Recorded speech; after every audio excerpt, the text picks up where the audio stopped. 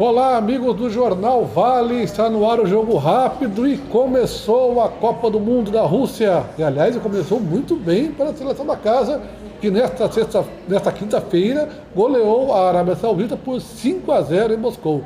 Estádio lotado, um bom jogo de futebol, pela expectativa que se tinha dessas duas seleções. E a Copa agora já está valendo. Começou a Copa, Guilherme Codazzi. E olha, começou em grande estilo. Esperava-se muito pouco da partida entre Rússia, que vinha tendo resultados ruins na preparação para o Mundial, e a Arábia Saudita, e nós acabamos vendo um jogo que teve pelo menos bastante movimentação, teve 5 belos gols. Então começou bem a Copa da Rússia. Acredito que nem Vladimir Putin esperava começar tão bem, com uma goleada tão acachapante assim, 5-0 para o time da casa. E acho que foi uma boa estreia. A Copa começa com o pé direito, Marquinhos. Bom, começou com Rússia e Arábia Saudita e amanhã teremos 3 jogos aí. Teremos de manhã, às 9 da manhã, Egito e Uruguai. A estreia do Uruguai contra o Egito, que não se sabe ainda se o Salah vai jogar, se não vai jogar. Vai ter na hora do almoço, meio-dia aí, Irã e Marrocos, um grande clássico aí.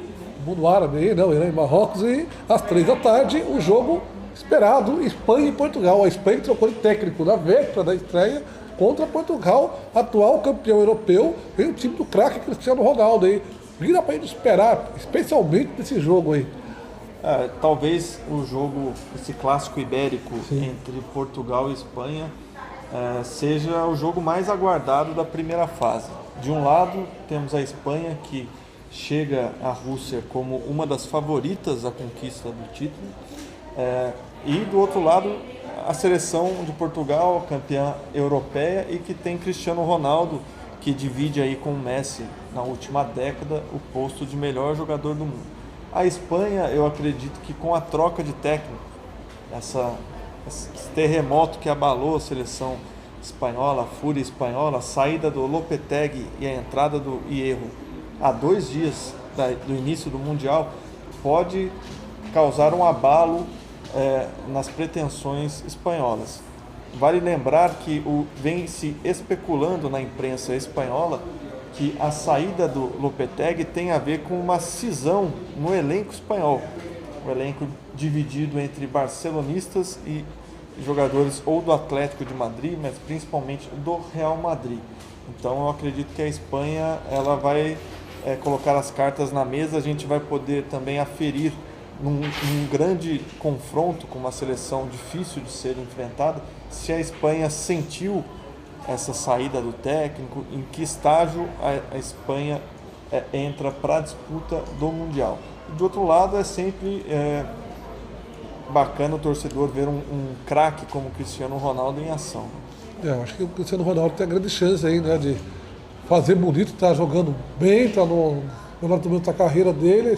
Portugal vem de um título europeu, ninguém é campeão europeu à toa. Eu acho que Portugal pode jogar de igual para igual com a Espanha e pode dar trabalho nessa Copa do Mundo. E Portugal pode ir longe na Copa e se deixar, Portugal vai longe. Eu acredito que essa turbulência espanhola favoreça Portugal, ainda mais por ser a estreia da Copa. Então você pega uma seleção que trocou de técnico 2 dias antes do Mundial. Entrou Fernando Hierro, que apesar de ser um jogador emblemático na história da seleção espanhola, ele não era técnico, não tem uma carreira que pudesse gabaritá-lo para essa função. Então vai ser um desafio muito interessante você saber se a Espanha realmente sentiu esse abalo ou não, porque tem pela frente, repito, um desafio, um clássico, né? Um clássico contra a equipe do CR7. Outro jogo interessante também vai ser decisivo, eu acredito, que é Uruguai e Egito. Com a vitória da Rússia hoje por 5-0, a Rússia mostrou que vai estar na briga realmente por uma das vagas para classificação às oitavas de final. E a Arábia Saudita mostrou que não vai para lugar nenhum. A Arábia Saudita mostrou que vai ser o fiel da balança. Quem não ganhar da Arábia Saudita provavelmente fique fora da próxima fase. Mas Egito e Uruguai vão ter que disputar realmente uma partida ali com um cara já de decisão, porque vai ser um grupo muito disputado entre essas 3 equipes. E eu acho que, particularmente, o Egito não vai ter fôlego para ganhar do Uruguai. Eu acho que o Uruguai, pela tradição, por ter mais time, vai ganhar. E o Egito, se o Salah jogar, ele sozinho não vai resolver o problema, né? E se ele não jogar, então, eu acho que fica muito difícil o Egito conseguir. Se ele jogar, perder. é uma atração, porque teremos em campo 3 dos principais atacantes do mundo, né? Sim. O Salah, o Luis Suárez e o Edson Cavani. Então é um jogo realmente que vale a pena assistir. Diferente de Irã e Marrocos, que é um jogo aparentemente talvez um dos menos atrativos da primeira fase da Copa do Mundo. Né? Torce para que tenha pelo menos bastante gol, né? Igual foi no jogo. Que seja pelo menos um jogo animado, porque realmente em termos de atrativos técnicos não é lá essas coisas. Agora, o Uruguai é uma seleção que também vai ser interessante observar como ela chega na prática. É uma seleção que está fazendo uma preparação muito boa para o Mundial. Tem grandes jogadores, tem a camisa, né? Tem a garra, a charrua, né? Como dizem os uruguaios, e fez um bom Mundial de 2010. Em 2014 teve toda aquela turbulência envolvendo o Luis Suárez, né? Classificou-se para as oitavas, mas perdeu seu principal jogador, aí acabou sendo eliminado pela Colômbia. Mas eu acho que o Uruguai chega mais forte do que em 2014 e até do que em 2010. Bom, agora que começou a Copa, será que já deu para sentir o clima da Copa? Que já entramos no clima da Copa do Mundo?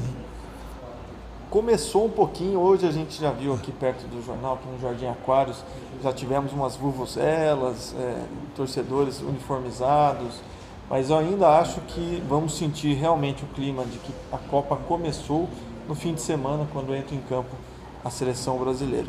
E isso eu acredito que também os resultados em campo vão ajudar a fazer com que a torcida aqui no Brasil viva mais o clima da Copa. Então, eu acho que se o Brasil for bem em campo, isso vai ter proporcionalmente o torcedor vai começar a comprar a ideia da briga pelo hexacampeonato.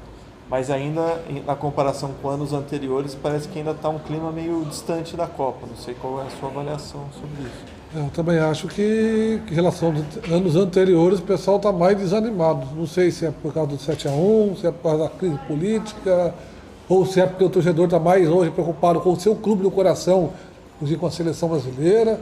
Mas realmente a boa parte do torcedor não está animado com a Copa. A gente que vive do futebol, respira o futebol, está 100% animado. Mas assim, o torcedor, parte dele não sentia essa acredito animação. Que também no fim de semana a gente tem a estreia da seleção argentina com Messi, então Sim. A gente vai começar a ter grandes jogadores também em campo e isso vai aumentando, né, o clima de Copa. Mas eu acho que o Brasil em campo, principalmente o Brasil bem em campo, vencendo a Suíça no domingo, a gente já vai começar a sentir essa empolgação nas ruas também. Legal. Bom, é isso aí. Ficamos por aqui no nosso segundo jogo rápido especial da Copa do Mundo, que agora é um programa diário. Voltamos nesta sexta-feira. Um grande abraço a todos. Vale só lembrar que a gente vai ter amanhã duas presenças especiais. A Priscilinha e a Bagé, jogadoras, né, do São José. A Bagé que já jogou Copa do Mundo pela seleção brasileira. E na próxima semana, na segunda, Toninho Cecílio, técnico de futebol, um ex-jogador do Palmeiras, já com convocação para a seleção brasileira também, ex-dirigente do Palmeiras também, de outros grandes clubes brasileiros. Tem história do futebol. Tem bastante história, vai estar aqui com a gente e com vocês para conversar sobre o Mundial. Tá certo então, pessoal. Agora sim, até amanhã e bom descanso a todos. Sempre roda o final. Eu ia falar na piscina, vai lá, porque com medo, vai que ela apareça. Quando você falou que a seleção argentina vai estrear, seu rosto até